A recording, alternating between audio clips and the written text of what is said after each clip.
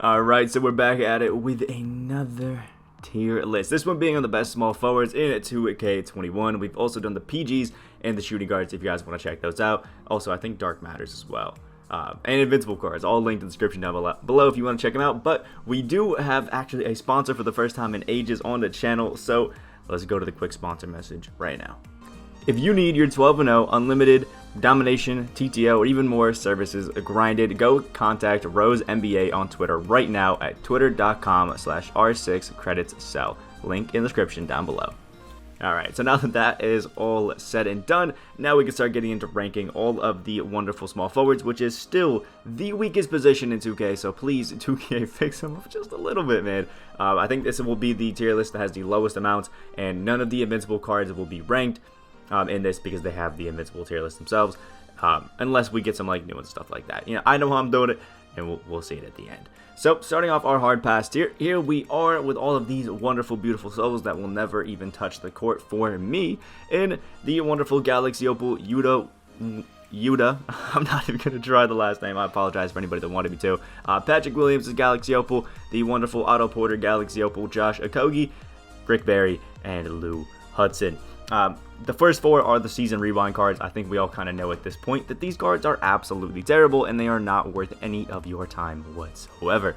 Rick Barry and Lou Hudson are just two of the wonderful Galaxy Opal reward cards who also really do not have much purpose being in the game. Actually, Lou Hudson's exchange, but there's just really no reason for either of these guys to be here. No thank you. Please make these season rewind cards available for the 13 players challenge so it's not as expensive. 2K, please, I'm begging you. Starting off our still decent tier, we have the wonderful man Amethyst Will Barton, who's actually a pretty solid all-around card, if I'm being honest. He's just a nice little Amethyst. I do prefer him as a 2-guard, and most of the small forwards, actually, I prefer as a shooting guard. But he's got a lot of gold badges, not too many Hall of Fame, and I think that's kind of what holds him back a little bit. But he does have pretty solid everything. So, I kind of like Will Barton, I'm not going to lie. Next up is the wonderful, the beautiful Diamond Justice Winslow, a guy who played starting point guard for me for a while, and I think that's something that does save this Winslow a little bit, but he's a great defender. He's got a decent jumper in jump shot 20. I wouldn't call it amazing, but it's not too bad, and he's quite the slasher, but the main thing that I love about Winslow is just that all-around defensive ability. He just kind of has that it factor when it comes to defense, and I absolutely love it, and I think it's because he has that Kawhi, like, defensive stance, which always helps. Quite a significant margin, I'm not going to lie. And next up is James Ennis's Galaxy Opal, and I'm not going to lie, this James Ennis actually would be super decent if they decided to actually give him something good instead of set shot 4 for his jumper. Set shot 4 is notorious for being the wonderful pink diamond Peja Stojakovic jumper, who even when he dropped, I don't even know what it was, back in early game of 2K, was the worst pink diamond and still is. So it's just not too great. I will say on very quick it is tolerable, but it's still not a good jumper and not one that I really ever want to see 2K add again. Next up is Pink Diamond Andrew Wiggins, a card that's been really great since he's kind of dropped, but he only has the quick dribble jumper now. The Curry slide is definitely going to be cool on him, and he's fun. He's nice, but we do have an upgraded version of him. We have a lot of cards that have jump shot 22 or similar jumpers that you can play at that 3 and 2 man kind of spot. So I'm not too excited about on Andrew Wiggins, to be honest. Next up is Carmelo Anthony, a card who they kind of dogged, only has the mellow jumper on quick, and has Pro 1 for all of his dribble size ups, which just at this point is not really all that great. I do really hope that we get an invincible mellow card where they redeem himself, make him a shooting guard, that sort of stuff, and even a small forward is fine too. We get that very quick, we get the Curry slide and all that sort of stuff, and really give Melo the justice that he deserves. Maybe a Nuggets card, who knows, but this normal Galaxy Opal is not worth it at all. Next up is the man, the myth, the legend, Peja Stojakovic, who does have a upgraded jumper compared to what he used to have, which is nice. I think it's like jump shot 56, 57, something like that, and I do think it's, again, not a great jumper on next gen. I think it's one of those bottom tier ones as well, but Peja Stojakovic is a 6'9" guy, which is nice, and I think it is on very quick, which can help. Has some pretty terrible dribble size ups and that sort of stuff, but he's a decent card. I wouldn't throw him into the hard pass tier because, let's be honest, he's not as bad as Rick Barry or these hidden rubies over here. Next up is the man, the myth, the legend, Pink Diamond Kiki Vandeweghe. I remember doing a gameplay with this guy and actually having a pretty good time with him. So But I guess I'll love him for that. The fact that he wasn't absolutely terrible when I did a gameplay with him, I think is pretty nice. He's a good shooter and that sort of stuff, and he's got really good size. He got that real fat player build, you know, that bulky boy kind of build, which is always pretty nice. And he's just a good card all around, but I mean, compared to some of the other guys that we have in competition for his position, I think he's in the decent tier. And at last, but certainly least, in our still decent tier is both of the Andre Iguodala's. There is literally no big difference between the Diamond and the Galaxy Opal, and if somebody tries to tell you differently, smack them across the face and say that the Lion.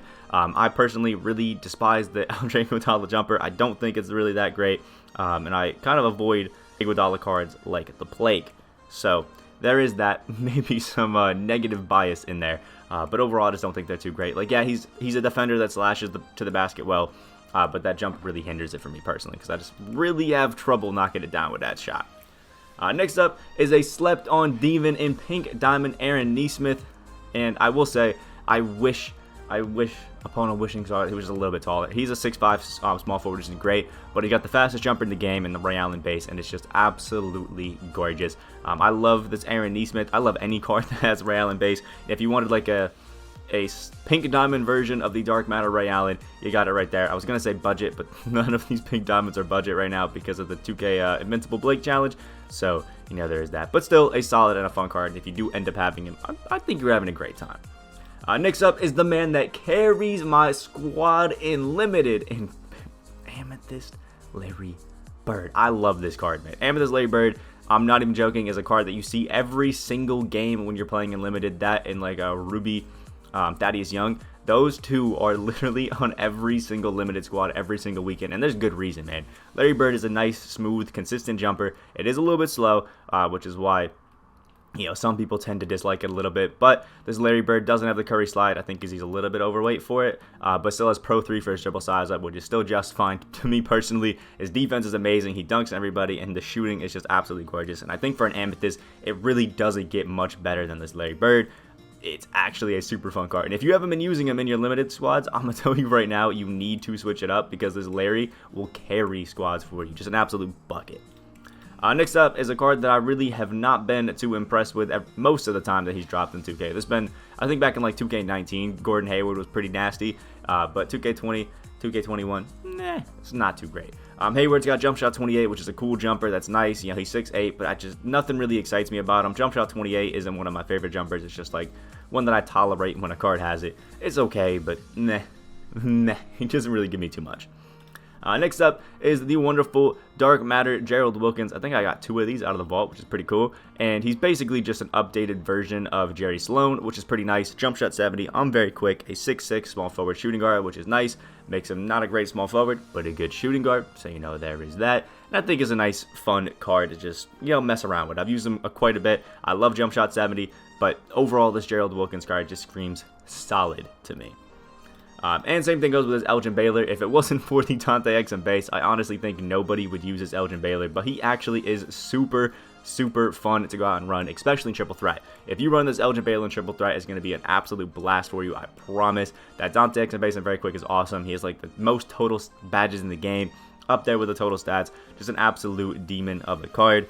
I don't think we're going to get an Invincible, so this is kind of the best Elgin I think we'll get, but still a very good card. But, I mean, being a 6'5" shooting or small forward isn't the greatest. It's okay at the 2, but the 3, no thank you. Same thing goes with the wonderful pink diamond Desmond Bane. I think he's either 6'4" or 6'5". Actually pretty solid. Has his own signature jump shot 83 jumper, which is cool. Didn't know Desmond Bane was the only one with it, but that's kind of fun. It's just an all-around pretty good card, especially for a pink diamond. I think he's actually pretty nice and pretty solid. Just all-around good. Better as a 2-guard, like Elgin, like Gerald, like Gordon Hayward, like Aaron Nesmith, but it still can be okay at the small forward. Another card that is good at the shooting guard position and not the small forward is Dark Matter Anthony Edwards. Anthony Edwards, a great, super fun card to run. Got, I think, jump shot 80 on very quick, which is absolutely amazing. He dunks on literally everybody with veracity. And he's got that defense, which is always pretty nice. If you're a Timberwolves fan, I think this Anthony Edwards is going to be a super fun card. But again, I think he's like 6'5", so he's definitely better as a shooting guard. And you really would hope that they gave him the PG position, but it just never ended up happening. Next up is the wonderful Joe Harris. He shoots threes. He plays a little bit of defense. That's about it. This Joe Harris card could not excite me any less, but you know what? He's here, and I guess that's kind of fun. Next up is Paul Pierce, the Galaxy Opal Paul Pierce, who I know on current gen still isn't the most amazing, but on next gen he's actually not too bad. He's pretty decent, still lacks a bit of finishing, but is a nice card to just go out and mess around with if you really want to. But I don't know why you really would, because again, I mean it's Paul Pierce. And last but not least, into our still decent tier is the man, the myth, the legend, Diamond Grant Hill. Jump shot 1 on very quick is going to be an interesting time, but I think this Grant Hill just kind of gets the love that I have for him because his defense is great, and the slashing on all Grant Hill cards is just next level. Again, I think he's better as a 2-guard, but he's got range, he's got a lot of things going for him, and I've said it a lot of times that I think that jump shot 1 on very quick actually isn't too bad of a jumper. It's nowhere near like the top tiers of jumpers, but it's not as bad as a lot of people have been saying about it. It's actually, not bad. It's fun. So this Grant Hill, I think, can get a little love at that pretty damn solid tier, because he's a nice little budget option that you can run off the bench and things like that. Next up, we have the Baby Demon tier with Dark Matter TJ Warren. Probably one of the Dark Matters that I least expected to see, to be honest, but actually a really good card. TJ Warren, every single time we have him in 2K, has really solid defense, which is always going to be nice. His Diamond was actually a really good 3-and-D card, and this Dark Matter really doesn't change that too much. He's got amazing finishing. He has steady shooter, so he's definitely a next-gen demon, and jump shot 63 on very quick is actually a pretty solid jumper. Again, it's not going to be one of those top-tier jumpers that you're absolutely going to love, but it's actually pretty solid and is pretty fun to use. So if you did end up playing like winning the 12 games that you had to do for this TJ Warren to get him, I think it's not too bad, but again, it's nowhere insane by any means, but he's still a pretty good baby demon tier kind of guy. I just want to throw him in a demon personally. If you want to, cool, but I want it personally. Next up is the wonderful Dark Matter Dr. J, who I, again, absolutely love. I've made it very clear that I think the Rudy Gay jumper is one of the best jumpers in the game, and is so criminally slept on that sometimes it physically hurts me. But this Julius Irving, I think, is one of those guys who just doesn't get a lot of love because he is a 6'6" guy that does play the small forward position, which is a little bit tough. I think if you're in with the 2-guard, he's definitely a lot better. I would say probably could sneak up into that demon tier, but as is at the small forward, I think a baby demon, he suits pretty well, because I mean, he's an amazing shooter with that Rudy Gay base, and his dunking is out of this world. Next up is the wonderful James Worthy, who I think is still a pretty fun, pretty solid card, but by no means would I say I'm like head over heels for him, like he's good, but let's be honest, it's nothing crazy. He's got defense and all that sort of stuff, but I don't know, as I've used James Worthy more, he's felt less and less like one of those top tier cards, so maybe I'm tripping a little bit, but I have Bobo now, so I really don't care about running James Worthy. Next up is the wonderful Galaxy Opal Harrison Barnes, who has a pretty nice jumper. He had a pink diamond at the token market, who was actually pretty fire, and it was an all-around pretty fun card, so there's that for him. Go Harrison Barnes, and he's got the defense, and he's pretty nice. It sucks that Harrison Barnes kind of is a bum in real life, but it's what it is. Next up is the man, the myth, the legend, a card that I literally love every single time 2K drops the man, and it is Dark Matter Glenn Rice. This dude is just absolutely beautiful. Glenn Rice has, I think, jump shot 13 very quick, which is absolutely amazing, and as every Glenn Rice card is, they give him every single shooting badge that they possibly can muster on Hall of Fame, and it's always actually a pretty good time. Like, I love this Glenn Rice card. Plus, you can get to the basket with the best of them and just absolutely kill it, which is always going to be pretty fun. I mean, I love Glenn Rice cards, man. They just are so good at shooting that I think it instantly shoots him up the rankings, and I think Baby Demon is actually pretty solid for him, to be honest. Next up is a card that I literally had so much fun recording a gameplay with, and that is Galaxy Opal Doug Mcdermott. And I could not tell you why Dougie Mcdermott was such a fun card to use. But I mean, he's got a super solid jumper. I think it's jump shot 32 or something along those lines. I'll double check right now. That's why you're hearing a little bit of clicking.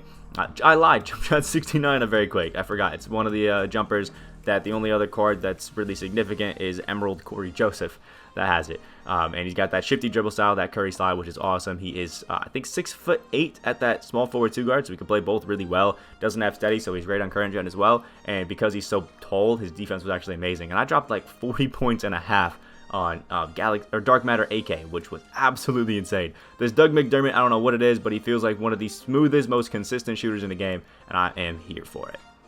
Next up is Dark Matter Andrew Wiggins, which is obviously just a juiced up version of Pink Diamond Andrew Wiggins. Obviously, you get the same jumper in Jump Shot 22. This time it goes on very quick, same dribbling animations, and just better in every single category, which is awesome. But the main thing you care about is that Jump Shot 22 went from quick to very quick. Next up is Alex English, who is literally a upgrade over Dark Matter Carmelo Anthony, and he was free through the exchange if you play some Triple Threat online, which I did. And this Alex English is super fun, man. Carmelo Anthony jumper on very quick. He can curvy slide, and this Alex English goes dummy in the paint, man. Like, absolutely insane. I love the mellow jumper, so it's been super consistent for me, just shooting around. The defense actually feels pretty solid. It's not amazing, but it's good for an Alex English card. Just all around amazing. And I just love the fact that he was a free card, man. 2K has to keep doing these Triple Threat online exchange cards. Like, I just think it gives you something to do over a weekend or something like that, which I love. And last but not least, into our baby demon tier, we have a Dark Matter Larry Kennen, a jump shot 4 card that I tolerate, I will say. And Larry just has dunking and defense that is absolutely out of this world and really can change the game for you, even at the small forward and power forward, because I think he's 6'9", which is awesome, and he's just an all-around really, really solid card. I actually rarely ever see people with this card. I just don't think he was too common. I think out of the vault it might have been, so it just doesn't really pop out that much, but it's a really nice card, and if you can get around jump shot 4 being pretty inconsistent, he can be a really fun card for you.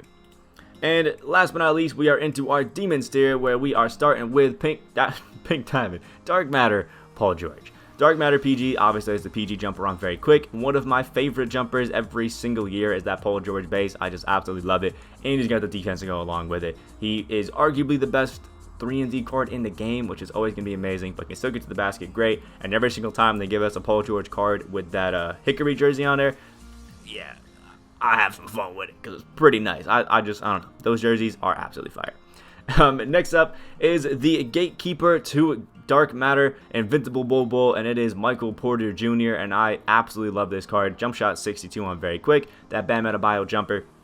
And he's a 6'10" small forward that can curvy slide, can get to the basket, literally finish over everybody because he has a massive wingspan. He shoots the lights out, and his defense is super prime.